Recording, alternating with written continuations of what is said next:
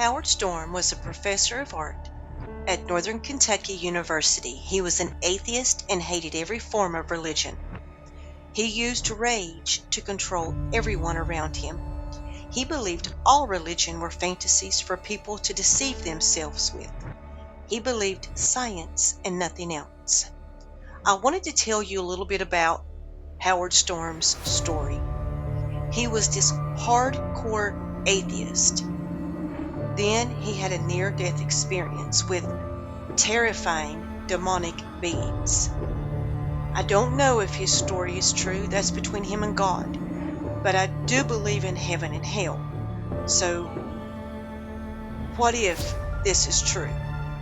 On June the 1st, 1985, at the age of 38, Howard Storm had a near-death experience due to a perforation of the stomach, and his life was forever changed.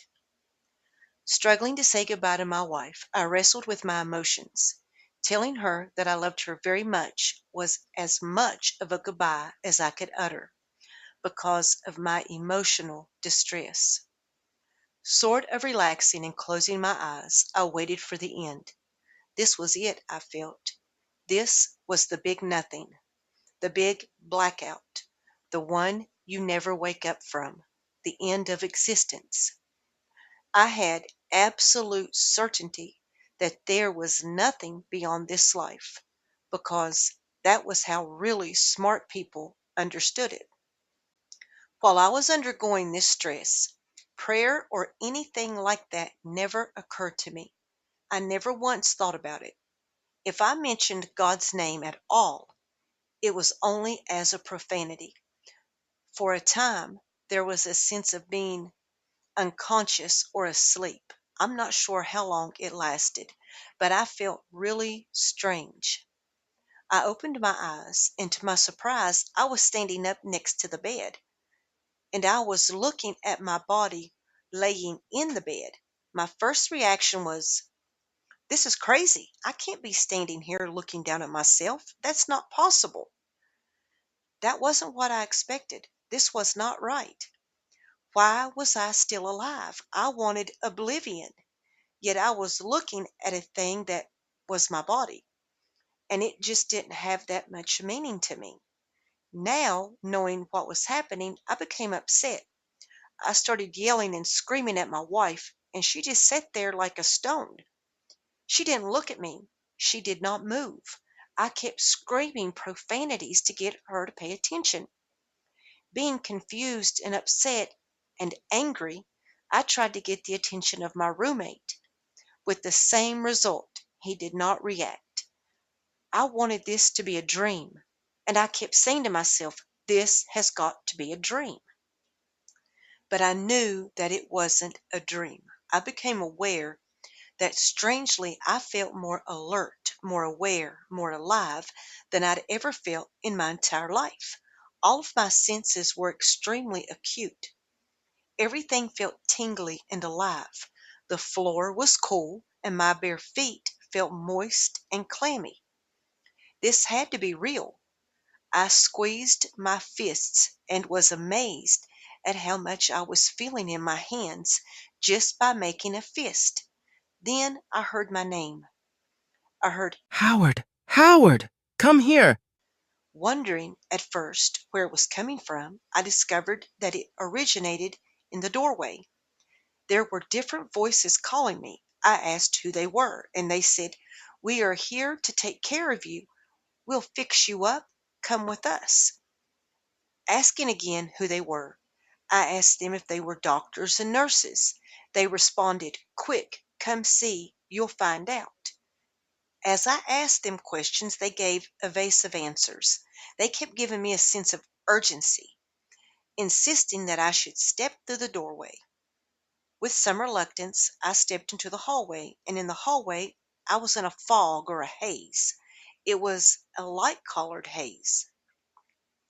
It wasn't a heavy haze. I could see my hand, for example, but the people who were calling me were 15 to 20 feet ahead, and I could not see them clearly. They were more like silhouettes or shapes. As I moved toward them, they backed off into the haze. As I tried to get close to them, To identify them, they quickly withdrew deeper into the fog, so I had to follow into the fog deeper and deeper. These strange beings kept urging me to come with them. I repeatedly asked them where we were going, and they responded, "Hurry up, you'll find out."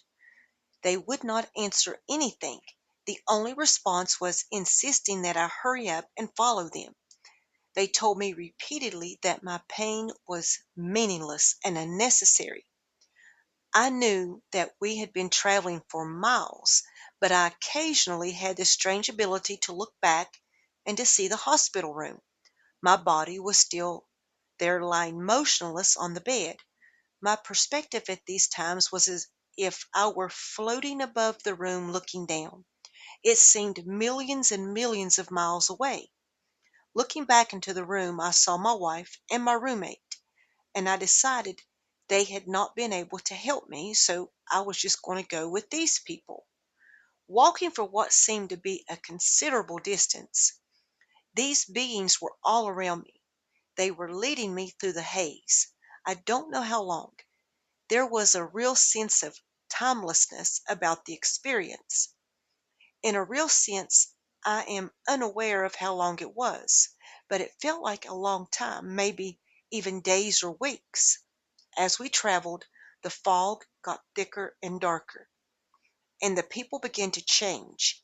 At first, they seemed rather playful and happy, but when we had covered some distance, a few of them began to get aggressive. The more questioning and suspicious I was, the more antagonistic and ruder and authoritarian they became. They began to make jokes about my bare rear end, which wasn't covered by my hospital dickie, and about how pathetic I was. I knew they were talking about me, but when I tried to find out exactly what they were saying, they would say, "Shh, he can hear you, he can hear you." Then others would seem to caution the aggressive ones. It seemed that I could hear them warn the aggressive ones to be careful, or I would be frightened away. Wondering what was happening, I continued to ask questions, and they repeatedly urged me to hurry and to stop asking questions. Feeling uneasy, especially since they continued to get aggressive, I considered returning, but I didn't know how to get back. I was lost. There were no features that I could relate to. There was just the fog and wet, clammy ground. I had no sense of direction. All my communication with them took place verbally, just as ordinary human communication occurs. They didn't appear to know what I was thinking, and I didn't know what they were thinking. What was increasingly obvious was that they were liars, and help was farther away the more I stayed with them. Hours ago, I had hoped to die and end the torment of my life. Now things were worse, as I was forced by a mob of unfriendly and cruel people towards some unknown destination in the darkness. They began shouting and hurling insults at me, demanding that I hurry along, and they refused to answer any question. Finally, I told them I would not go any further. At that time, they changed completely. They became more aggressive and insisted that I was going with them. A number of them began to push and shove me, and I responded by hitting back at them. Taunting, screaming, and hitting ensued. I fought like a wild man. All the while, it was obvious that they were having great fun. It seemed to be almost a game for them, with me as the centerpiece of their amusement. My pain became their pleasure. They seemed to want to make me hurt by clawing at me and biting me. Whenever I would get one off of me, they were 5 more to replace the one. By this time, it was almost complete darkness, and I had the sense that instead of there being 20 or 30, there were an innumerable host of them. Each one seemed set on coming in for the sport they got from hurting me. My attempts to fight back only provoked greater merriment. They began to physically humiliate me in the most degrading ways. As I continued to fight on and on, I was aware that they weren't in any hurry to win. They were playing with me just as a cat plays with a mouse. Every new assault brought howls of cacophony. Then, at some point, they began to tear off pieces of my flesh. To my horror, I realized I was being taken apart and eaten alive, slowly, so that their entertainment would last as long as possible. At no time did I ever have any sense that these beings who seduced and attacked me were anything other than human beings. The best way I can describe them is to think of the worst imaginable person stripped of every impulse to do good. Some of them seemed to be able to tell others what to do, but I had no sense of any structure or hierarchy in an organized sense. They didn't appear to be controlled or directed by anyone. Basically, they were a mob of beings totally driven by unbridled cruelty and passions. During their struggle, I noticed that they seemed to feel no pain. Other than that, they appeared to possess no special non-human or superhuman abilities. Although, during my initial experience with them, I assumed that they were clothed. In our intimate physical contact, I never felt any clothing whatsoever. Fighting well and hard for a long time, ultimately I was spent. Lying there exhausted amongst them, they began to calm down since I was no longer the amusement that I had been. Most of the beings gave up in disappointment because I was no longer amusing, but a few still picked and gnawed at me and ridiculed me for no longer being any fun. By this time, I had been pretty much taken apart. People were still picking at me occasionally, and I just lay there, all torn up, unable to resist. Exactly what happened was, and I'm not going to try and explain this, from inside of me, I felt a voice, my voice, say, "Pray to God." My mind responded to that, "I don't pray. I don't know how to pray." This is a guy lying on the ground in the darkness, surrounded by what appeared to be dozens, if not hundreds and hundreds of vicious creatures who had just torn him up. The situation seemed utterly hopeless, and I seemed beyond any possible help, whether I believed in God or not. The voice again told me to pray to God. It was a dilemma, since I didn't know how. The voice told me a third time to pray to God. I started saying things like, "The Lord is my shepherd, I shall not want. God bless America," and anything else that seemed religious. And these people went into a frenzy as if I had thrown boiling oil all over them. They began yelling and screaming at me, telling me to quit, that there was no God, and no one could hear me. While they screamed and yelled obscenities, they also began backing away from me, as if I were poison. As they were retreating, they became more rabid, cursing and screaming that what I was saying was worthless, and that I was a coward. I screamed back at them, "Our Father who art in heaven," and similar ideas. This continued for some time until, suddenly, I was aware that they had left. It was dark and I was alone, yelling things that sounded churchy. It was pleasing to me that these churchy sayings had such an effect on these awful beings.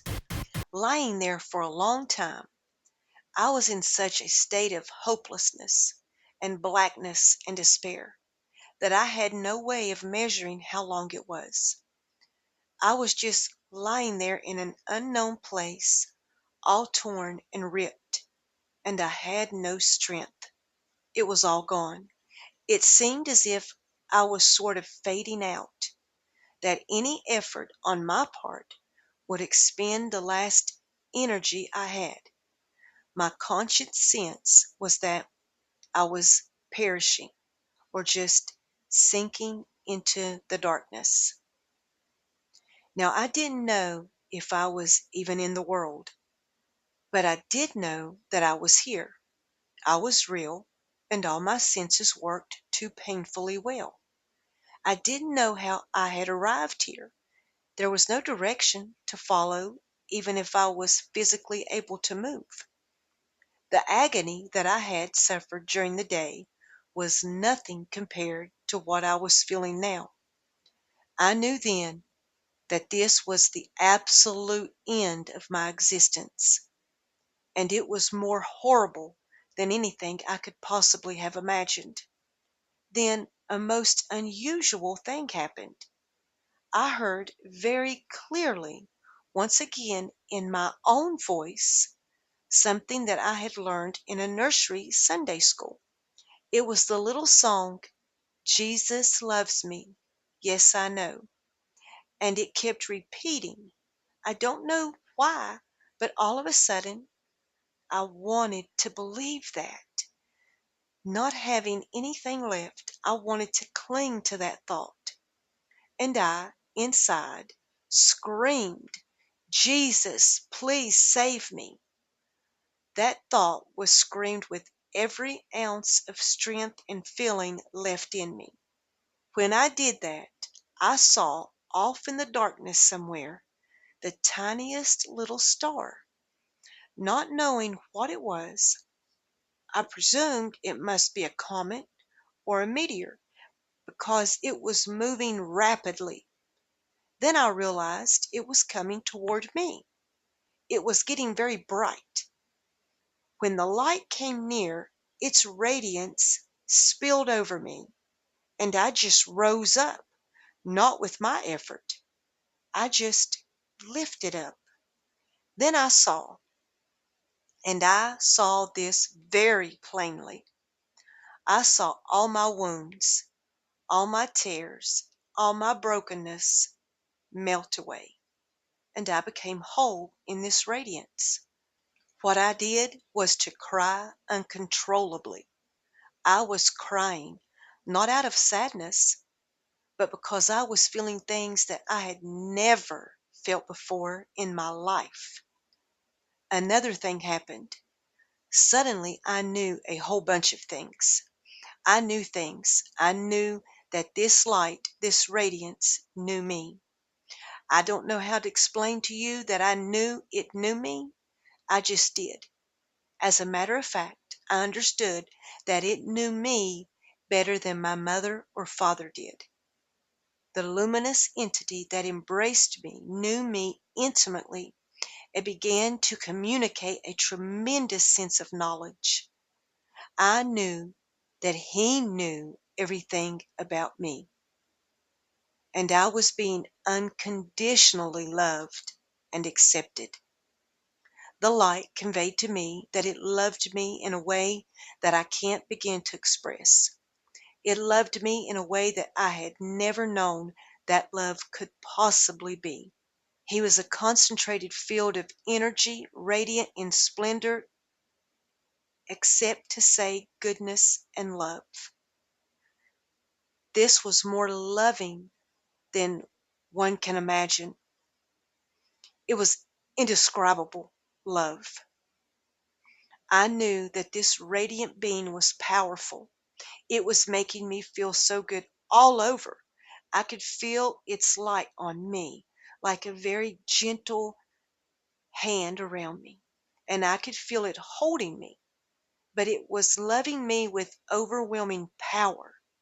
After what I had been through, to be completely known, accepted, and intensely loved by this being of light surpassed anything I had known or could have ever imagined. I began to cry, and the tears kept coming and coming, and I and this light, went up and out of there. We started going faster and faster out of the darkness, embraced by the light, feeling wonderful and crying.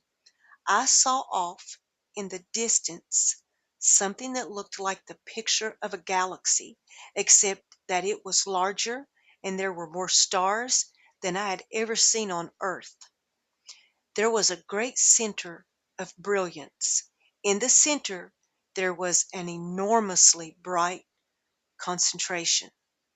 Outside the center, countless millions of spheres of light were flying about, entering and leaving what was a great beingness at the center. It was off in the distance. Then I didn't say it, I thought it. I said, "Put me back." What I meant by telling the light to put me back was to put me back into the pit. I was so ashamed of who I was and what I had been all of my life that all I wanted to do was hide in the darkness. I did not want to go toward the light anymore. I did, yet I didn't. How many times in my life had I denied and scoffed at the reality before me? And how many thousands of times had I used it as a curse? What incredible intellectual arrogance to use the name as an insult. I was afraid to go closer. I was also aware that the incredible intensity might disintegrate what I still experienced as my intact physical body. The being who was supporting me, my friend, was aware of my fear and reluctance and shame. For the first time, he spoke to my mind in a male voice and told me that if I was uncomfortable, we didn't have to go closer. So we stopped where we were, still countless miles away from that great being. For the first time, my friend, and I will refer to him in that context hereafter, said to me, "You belong." Facing all the splendor made me acutely aware of my lowly condition. My response was, "No, you've made a mistake. Put me back." And he said, "We don't make mistakes. You belong." Howard Storm resigned as a professor and started attending the United Theological Seminary. He became a pastor of the Covington United Church of Christ in Covington, Ohio. To learn more about Howard's story, you can read Howard Storm's book, My Descent into Death.